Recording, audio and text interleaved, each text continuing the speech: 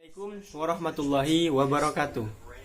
Perkenalkan, nama saya Mukhlisin Dwi Cahyo, NIM 190721100108, Prodi Ekonomi Syariah. Saya di sini ke bagian materi melaksanakan program manajemen suksesi, yang mana mata kuliah ini mata kuliah manajemen sumber daya insani yang diampu oleh dosen Bapak Farid Ardiansyah. Di dalam melaksanakan program manajemen suksesi ada 3 pembahasan, yang mana pembahasan yang pertama yaitu bagaimana cara menyusun rencana pelaksanaan program suksesi, dan yang kedua bagaimana cara melaksanakan program suksesi, dan yang ketiga bagaimana cara memantau pelaksanaan program suksesi. Lanjut saja pada yang pertama. Yang pertama, sebelumnya di pembukaan dulu, apa itu manajemen? Manajemen itu adalah salah satu cabang dari ilmu ekonomi, yang mana cabang ini lebih fokus kepada pengelolaan kinerja atau keuangan dan lain-lain.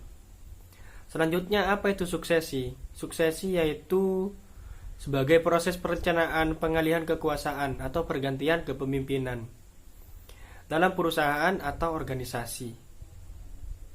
Di dalam pengertian ini, suksesi yaitu mengontrol pergantian dari generasi ke generasi.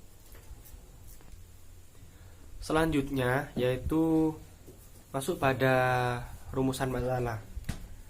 Yang pertama yaitu perencanaan program suksesi, yang mana program perencanaan suksesi ini masih memiliki 3 hal yang harus diketahui. Yang pertama yaitu analisis data pekerja berdasarkan peta kompetensi. Yang kedua, identifikasi berdasarkan struktur organisasi atau perusahaan. Yang ketiga, disusun sesuai kebutuhan organisasi dan langsung dipaparkan kepada pimpinan.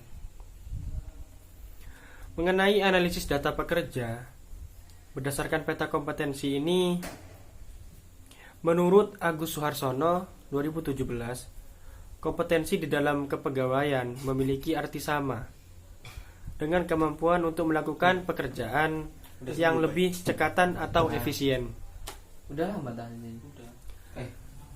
Ada berbagai macam kompetensi dan berbagai ahli titik seperti kompetensi kognitif, kecerdasan emosional, dan kecerdasan sosial. Yang mana di sini sumber data yang dianalisis yaitu ada beberapa cara untuk menganalisis data yang sudah ada. Biasanya memiliki 5 hal yang harus diketahui. Yang pertama yaitu mengelola semua data yang sudah ada. Yang kedua, membuat kode dalam informasi data supaya dapat dengan mudah menelusuri sumber data tersebut. Yang ketiga, mengkategorikan data yang diperoleh dengan cara menyamakan atau diberi nama yang lain atau dibuatkan nama sesuai data tersebut. Yang kelima,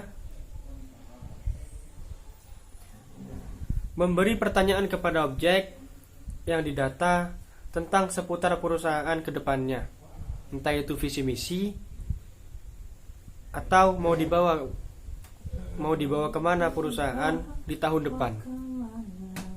Terus hal yang kedua yang harus diketahui dalam perencanaan program suksesi yaitu identifikasi berdasarkan struktur organisasi atau perusahaan.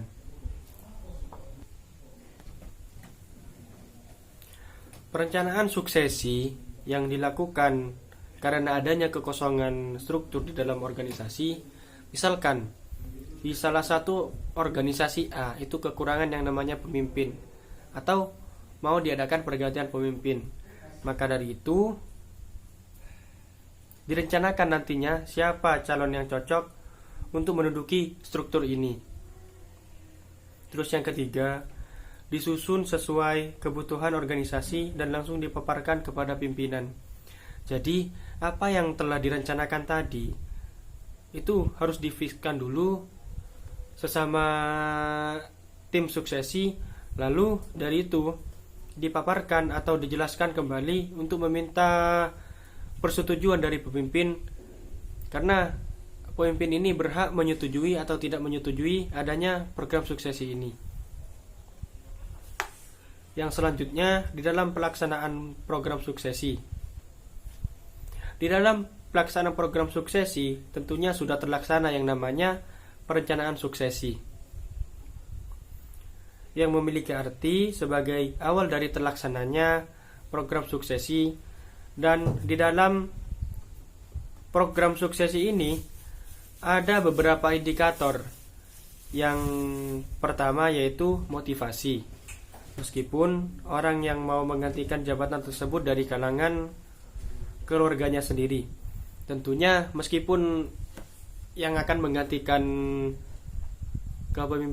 kepemimpinan tersebut dari keluarganya sendiri, nah itu harus dites kembali.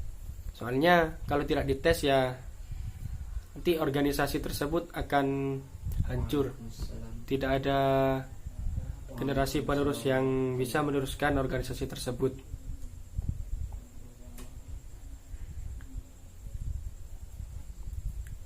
Selanjutnya, program suksesi di dalam perencanaannya ini sudah disusun oleh tim sukses, yaitu dilaksanakannya sesuai kebutuhan organisasi. Sama seperti perencanaan, di dalam pelaksanaan ini juga disusun sesuai kebutuhan organisasi. Yang mana seperti saya contohkan tadi, misalkan di salah satu organisasi kekurangan pemimpin atau mau diadakan pergantian pemimpin, maka nanti dari tim suksesi itu harus memiliki calon atau penggantilah dari yang cocok dan mumpuni untuk menjadi pemimpin organisasi tersebut.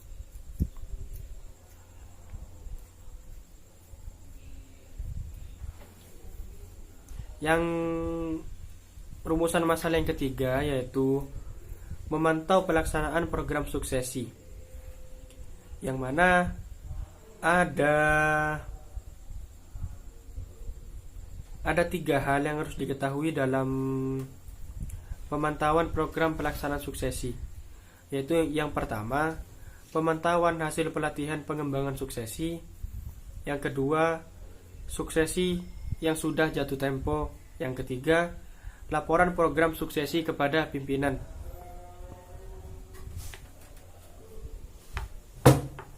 Lanjut pada yang pertama, yaitu pemantauan hasil pelatihan dan pengembangan suksesi, yang mana sering terjadi di organisasi yang namanya sulit mengelola pekerja yang kurang optimal di dalam perusahaan. Padahal titik kunci kesuksesan suatu organisasi yaitu dari pekerjanya sendiri atau sumber daya manusianya. Biasanya pengembangan sumber daya manusia di dalam organisasi atau perusahaan itu tidak hanya dinilai dari satu aspek saja, tetapi juga dari berbagai aspek.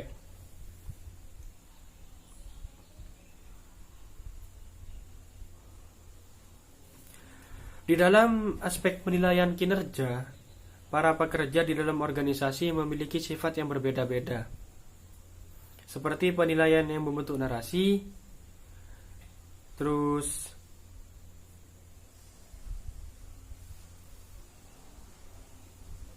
penilaian yang berbentuk lapangan, atau intinya penilaian ini lebih terbuka dan lebih akurat jika ditinjau langsung dari pelaksanaannya.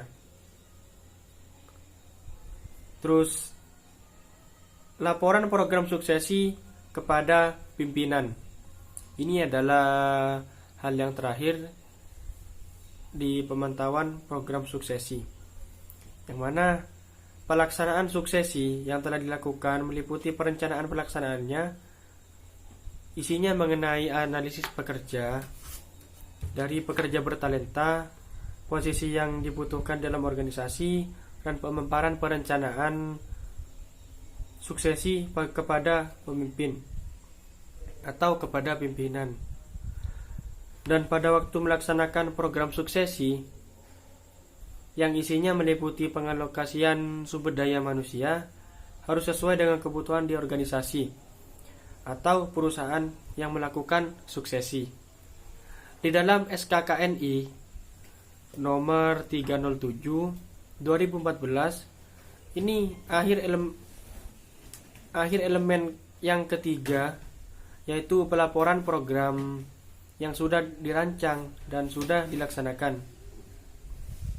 yaitu isinya laporan yang diberikan kepada pimpinan harus lengkap sesuai dengan penilaian yang telah dilakukan, meskipun dari calon pengganti tersebut asalnya dari keluarga atau saudara sendiri.